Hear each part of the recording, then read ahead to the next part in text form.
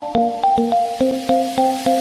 I'm Mehul Mali from the technical department, and we will be discussing about the brake adjustment in IGL 21 machines. So these are the tools required: one 21 mm spanner, one filler gauge, and one 8 mm Allen key. Thank you. Now we will be explaining you the video of brake adjustment video in IGL 21 machine. So first of all, we will be checking the brake gap of the brakes. So we will be removing the brake protection cover which is installed on the brake. After the cover is removed, we will check the brake gap using filler gauge. So firstly, we'll check the air gap of the machine, which should be maintained between 0.35 to 0.40 mm. All the 4 bolts needs to be checked thoroughly.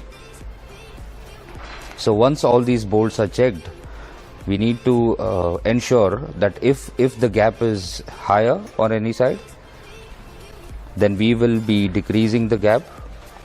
Now we have entered 0.35, which is not going, so we need to increase the gap. So now we will be rotating. We'll use 8 mm Allen key and 21 spanner to rotate it. Firstly, we need to loosen the M10 bolt, and then using 21 spanner we need to rotate the nut in the clockwise direction, and then we need to tighten the bolt again.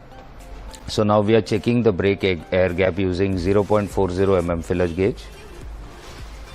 So the gap, the 40 mm is easily going in, so we need to decrease the gap.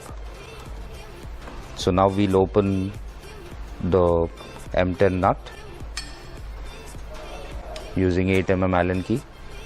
We'll loosen it little, and then we'll move the nut using a 21 spanner in the anti-clockwise direction,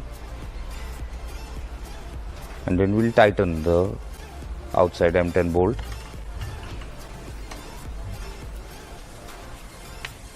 Once we have done the adjustment, we will check it using the filler gauge.